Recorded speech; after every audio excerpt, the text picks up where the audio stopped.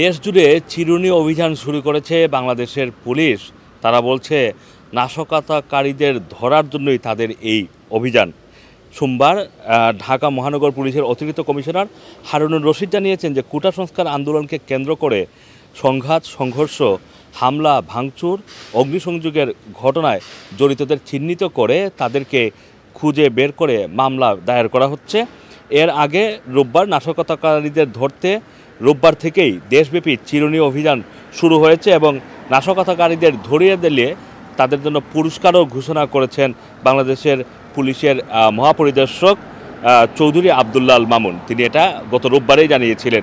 সোমবার ঢাকা মহানগর পুলিশের অতিরিক্ত কমিশনার মিস্টার হারুন গণমাধ্যমকে বলেছেন যে যেভাবে মেট্রো রেল, এক্সপ্রেসওয়ের মতো স্থাপনায় ভাঙচুর করা হয়েছে, আগুন দেওয়া হয়েছে, বিটিভিতে হামলা চালানো হয়েছে, পুলিশকে হত্যা করা হয়েছে, প্রত্যেকটি ঘটনায় মামলা দায়ের করবে বাংলাদেশের পুলিশ।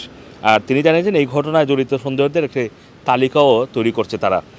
যারা সহিংসতায় সরাসরি যোগ দিয়েছে, যারা ইন্ধন জুগিয়েছে, যারা অর্থ সহযোগিতা করেছে, অস্ত্র লাঠিসোঁটা সরবরাহ করেছে, সবাইকে এই আইনের আওতায় নিয়ে আসা হবে।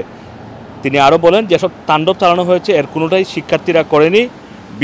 বিএনপি জামাত শিবিরের কর্মীরা শিক্ষার্থীদের আন্দোলনের উপর ভর করে এমন হামলা ভাঙচুর করেছে, জড়িত কাউকেই ছাড় দেওয়া হবে না।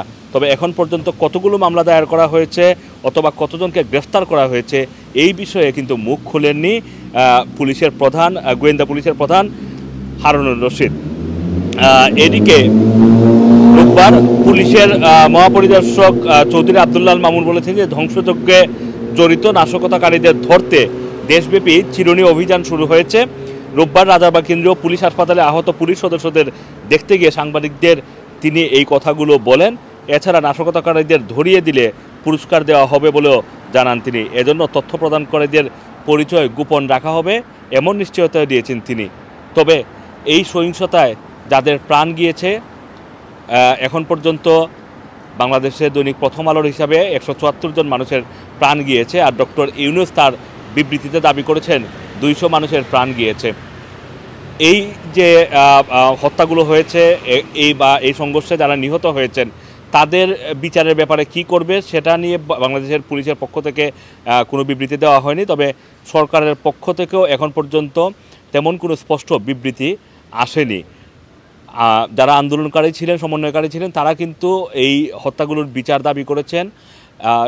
যেই পরিবারগুলো ক্ষতিগ্রস্ত হয়েছে সেই পরিবারগুলোকে ক্ষতিপূরণ দেওয়ার দাবি জানিয়েছেন।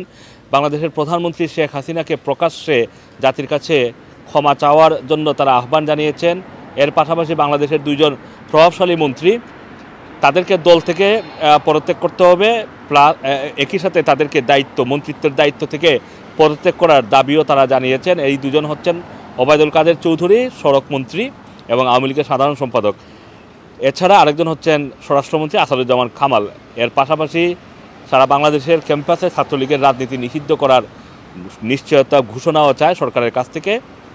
তারা চায় তাদেরকে যেন আর ভবিষ্যতে হয়রানি না করা হয় এমন নিশ্চয়তা সরকারের কাছে। এর পাশাপাশি যে এই রায়টি দেওয়া হয়েছে সেই রায়টি অস্পষ্ট বলে তারা মন্তব্য করেছে। এই রায়টির ব্যাপারে স্পষ্ট করে সংসদে দ্রুততার সাথে আইন পাশ করারও আহ্বান জানিয়েছে ছাত্র সমন্বয়কারীরা। Assam Masum, Rana TV, London.